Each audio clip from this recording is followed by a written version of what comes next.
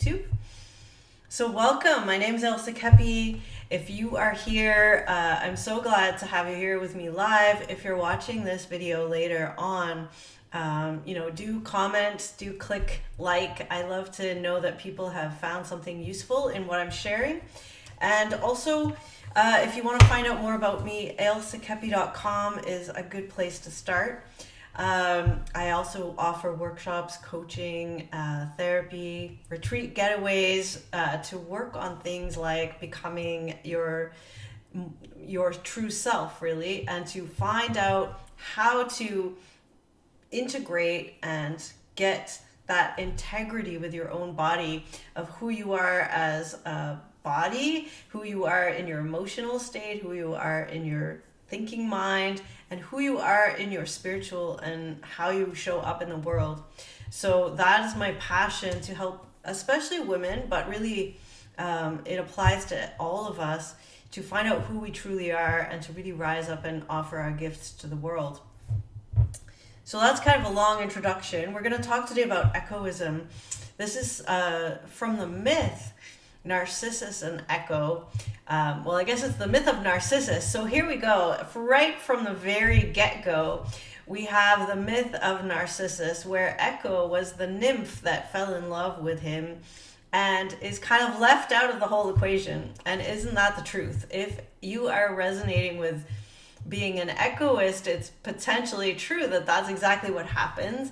And for the most part, we start off feeling grateful for that. If you resonate with being an echoist, you don't really want to take the limelight. You would rather have other people step up to kind of take the eyes off you. And you do your best to kind of find out what everyone else likes so that you can, help make things comfortable and do that for them. And it's a bit different than being either an empath or a codependent. And I'm going to talk about why. Because an echoist has largely been misunderstood. But I'm going to give you a really shortened version of the myth. If you want to read or watch the myth about Narcissus, it's an interesting story. But it's a Greek myth, and it was originally, Zeus, the big sky god dude that sends the lightning bolts, he's married to Hera. And Zeus liked to play around with the nymphs. And so and Hera didn't like that. So there we go. There's a normal relationship pattern. Unfortunately not great, but often is the case. So Zeus, hired the nymph Echo to come and distract Hera so that he could take off and go party with the nymphs. And so he wanted Echo to talk about all sorts of things and distract Hera from noticing that he was gone. And so Echo was really good at that. Now, it's interesting in some versions that Echo actually was known for being quite the gossip. And I have to say that, I identify with this a little bit myself. And so, in my version, and what I resonated with was, I do talk about other people quite a lot.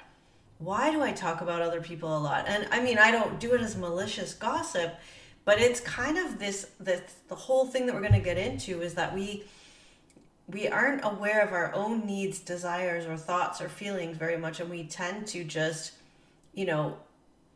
relate to ourselves by talking about other people or noticing what other people are like or don't like. And so it's an echo of, that. And so gossip, as far as, not trying to make problem, but just talking about lots of other people and noticing, oh, so-and-so does this, and oh, look at that, and there's a good relationship dynamic, or there's not such a great thing, or isn't that amazing what so-and-so did. If you end up talking about everyone else and never really talking about anything that comes from your own heart, then that might go along with this echoism. And so Echo, would do that. And Hera got so upset with Echo for distracting her and also kind of talking about everyone else that Hera cursed Echo. And Echo lost her own voice. You will never have your own voice. You are condemned to only uttering the last few words of whatever someone else has said. So Echo, goes down into the forest and, probably is kind of depressed about the whole thing, and falls in love with Narcissus, who is out hunting one day and can't communicate with Narcissus about her own feelings for him because she can only say the last few words that she hears. And so when he calls out to his hunting buddies, come over here, then, she's like, here, come here, that's all she can say. And so Narcissus basically, rejects or isn't interested, and ends up at the pool. And this is the famous part of the myth. He looks into the water and falls in love with his own reflection, forgetting all about anything to do with Echo, and Echo can't communicate her own feelings. And so Narcissus falls in love with his own reflection and ends up drowning in the pool because he's trying to connect with his own reflection. And then Echo kind of withers away, and all we have left of her is that voice, in the lonely canyon that you might hear when you call out. That's how we get the term Echo. So, it's an interesting story when we think about it like that, because, Echo was, lost her voice, and in that was actually unable to connect with Narcissus. And Narcissus, in being completely self-absorbed and unaware, was unable to connect with Echo. And they are the consummate partners. And so this is what brings me to this talk today, is that we actually see that echoism and narcissism are kind of go together. I don't know how you want to picture that, as a spectrum or as a whatever. Narcissism, you are completely have just your voice, and echoism, you don't have any of your voice and you're all about the other people. And so, that's an interesting place to start, and notice that, these would make really great partners, and not just from the narcissist's point of view. Of course, we have talked a lot about how narcissists and emotional abusers want someone who will just do whatever they say and just, but so, they could attract a number of different, we could call that empath or codependent, or, those types of people. But an interesting nuance of this is to think of the echoist as not necessarily a really needy person, right? So a codependent might be someone that needs, has this drive to be, looking after someone, or, taking care of their needs in order to kind of feel okay. An empath might just be really sensitive to people's needs and feel very strongly. And so a narcissist might use an empath to kind of have some emotional connection through the other person. But an echoist might actually be a pretty cool person on their own. They might be very creative and intelligent, and often are. And, in their sense, they don't want to take the limelight. They're kind of being conditioned, perhaps. I mean, this is still up in the air. How do you get to be an echoist? Often it is from having a narcissistic parent, especially a mother who has, it's my way or the highway. This is the way things are done. Your wants and desires and needs doesn't matter. It's all about me. And as a child, you don't have much choice. You need your caregivers, so you kind of suppress or just let go of any aspect of yourself that might be counter to what this, the narcissistic person in your life wants. And so you continue to do that. So, echoists are often attracted to narcissists as well, because once you've given up your own voice and your own self and your own desires and wants, you almost want someone there to have in your life that will manifest, something of that, will take up the space so that you can just not have to try, and find your own voice, so that you have somebody who's very happy to take the floor, right? To say everything and decide everything. And so often at the beginning of a relationship with, a narcissist and an echoist, it might actually be very mutually beneficial even. Unfortunately, narcissistic people often do become abusive. And if the echoist is always just kind of supporting and propping up the narcissist, that can kind of increase this polarity to a point of where it starts becoming abusive. And if the echoist decides she wants to she or he or that they want to try and become more of their own person or find their own wants and desires, this can inflame the narcissist and cause issues in that relationship that maybe weren't there at the beginning or weren't there that much. So, it's been this term echoism has been popularized recently, and it's kind of, they term it almost a form of narcissism, and it's almost like in the way of the opposite side of the coin. I'm so worried about not being in the limelight, not being in front and center of attention, that I'm almost like also kind of just in my own place with that, right? Which is very different than being, what would I say, a healthy, balanced give and take of relationships. So this is where, when, as a relationship coach, I have the really wonderful opportunity to observe a lot of couples and a lot of relationships, and notice that this ability to have your own voice but also listen to the other person's voice and to communicate and to navigate, making agreements with each other. This requires that both people know their own voice, but both people are not so worried about their own. The narcissist is so worried about being seen and being the main person, and the echoist can be so worried about not being seen and not being the main person and don't make any fuss over me, that actually neither of them can relate intimately. So they're starting to notice that there's this kind of dynamic going on. And, there's a couple of people that have done a lot of research. Craig Malkin, Donna Savory have done some research for a few years into echoism. And it's, I think, going to become more and more a term that is interesting to look at. So if I hear a lot of women, I talk to a lot of you in the group that, book calls with me, and, I work with people here, and I hear, oh, I'm an empath. I'm warm-hearted. And this could be the sign of empathy, but it could be also, sorry, I just got distracted there. It could be also just empathy and, that kind of thing, but it could be also a codependency. It could be like, I need to do this. Yeah, I'm just having some issues with my recording here. Anyway, I guess we'll be what it'll be. So we want to make sure that we're actually working towards what we want. And if what you want is to, be like Echo, I'm not judging. If you feel like you are an empath and that's serving you, then great.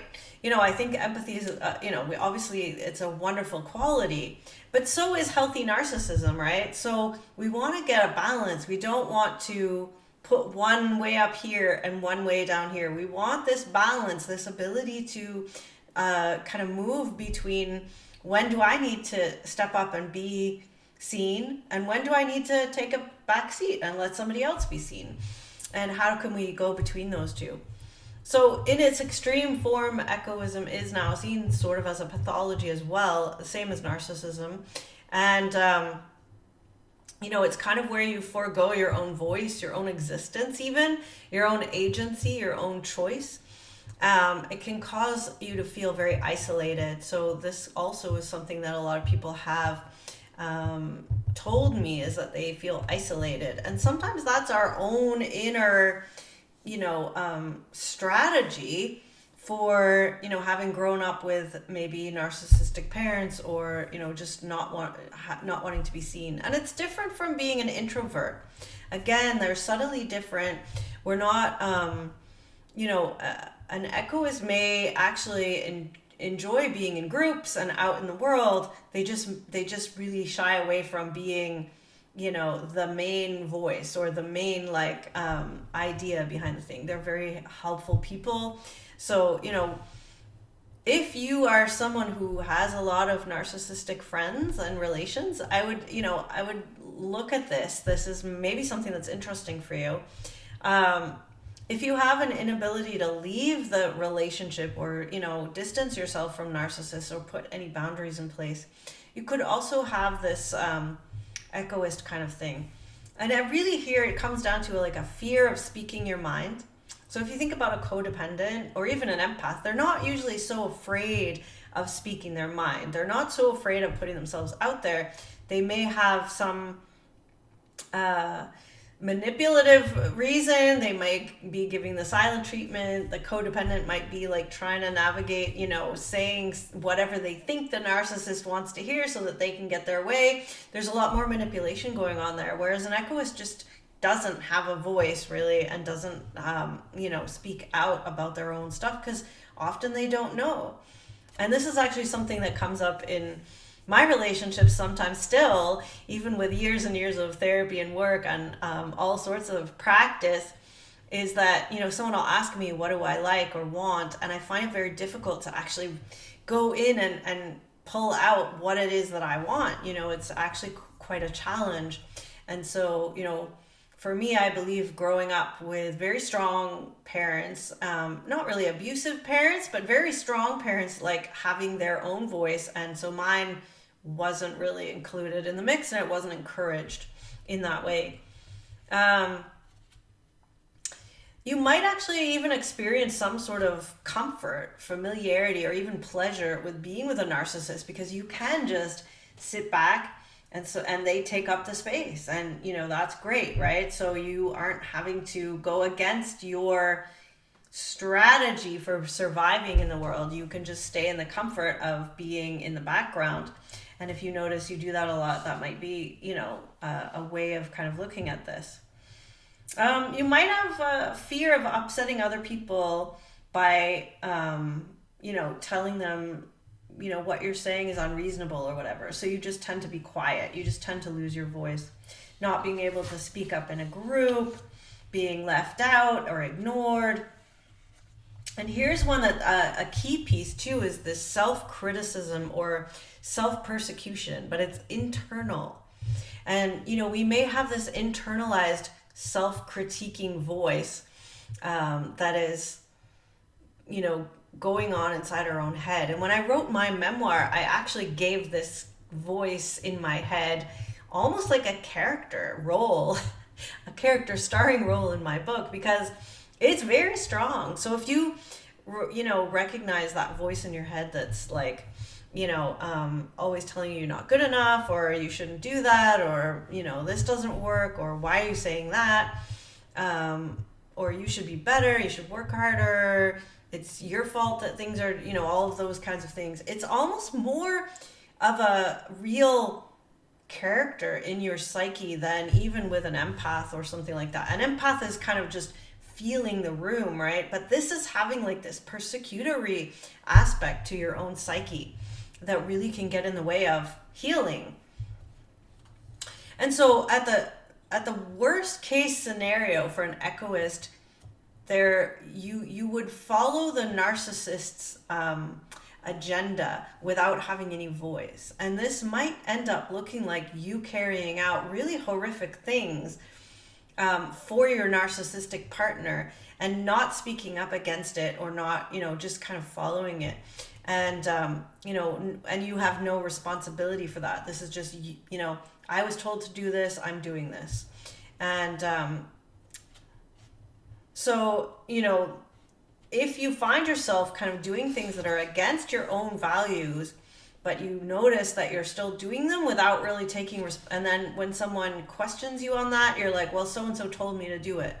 That's something to think about if you're acting against your own inner values. And this is actually where I start when I work with people in my program, is working on what are your values, because we have to start there to build our integrity with that. And then we build on those values and that feeling of noticing when we're out of sync with our values, then finding our voice and then communicating that, and then actually having the strength and the willpower and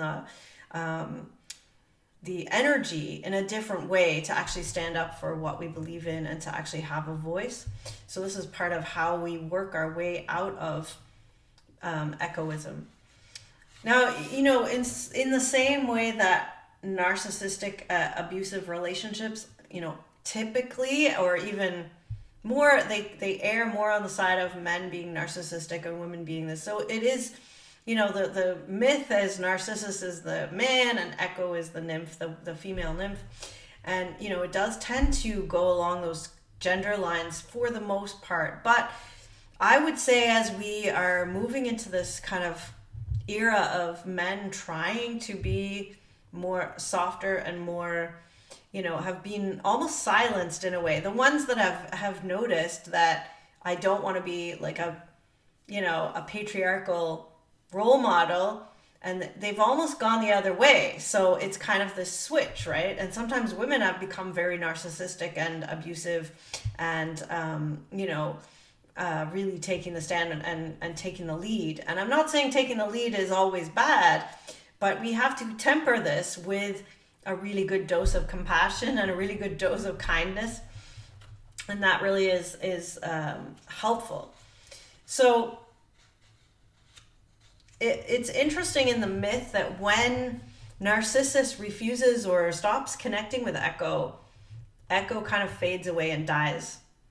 So in this sense, you can see why when you get into a relationship with a narcissist, if you kind of identify with this echoism, that kind of is a life-giving force for you and for the narcissist. And so it's really difficult to break away in a different way than maybe being a codependent might be.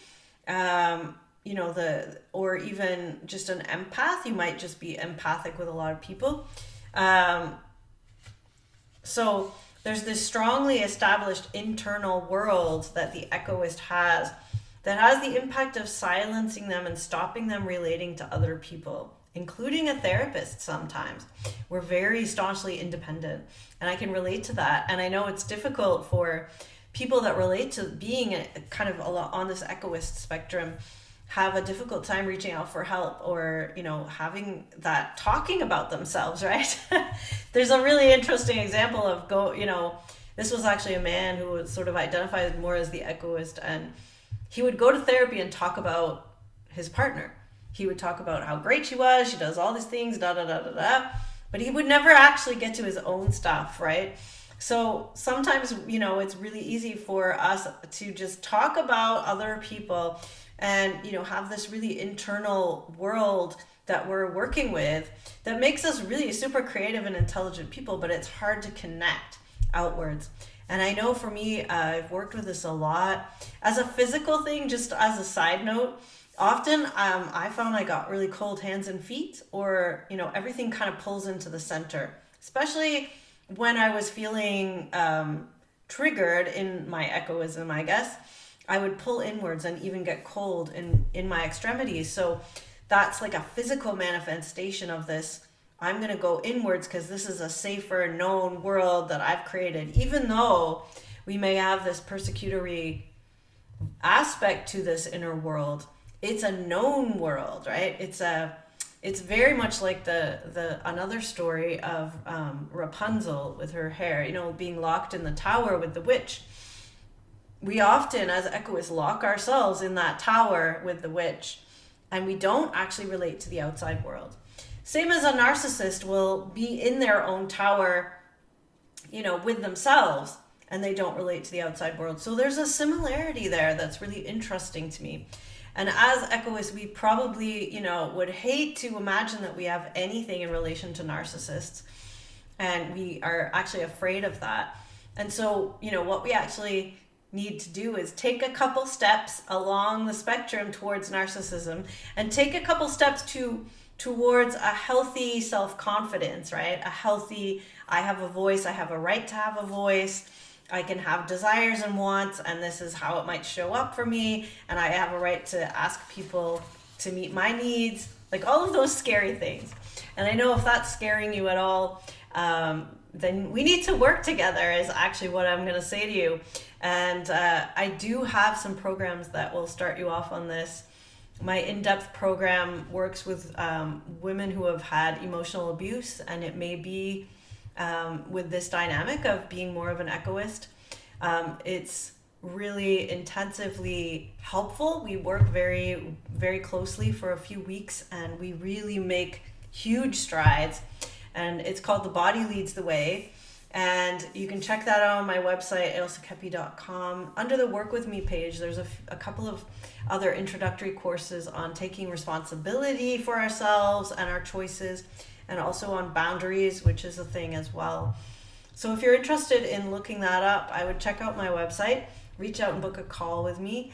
And, I am thinking to create a course specifically around echoists and how to increase our ability to have desire. Like, how do we know what we want? And then more than that, how do we voice what we want, communicate what we want? How do we actually say it? I think this is an important aspect, and I will let you all know when I get that up and running. I'm looking at probably early 2023 for that, and I'm pretty excited to help you have a voice and to get what you want, and to be able to really put that out there in a way that doesn't necessarily mean you have to break up with a narcissist. If it's a subtle dynamic and you shift slowly, people can both shift. If it's already become abusive to the point of, there's no turning back, or you can't repair that, it may be better to get out of the relationship so that you can do this work on yourself and then see where you end up. I never give advice on, whether you should stay or go or all these things, unless you are being, severely abused, and, you then obviously try to get out of that relationship. But if it's subtly manipulative, and there may be some issues on both sides, then doing your own work is the only way to see if that relationship can shift for you.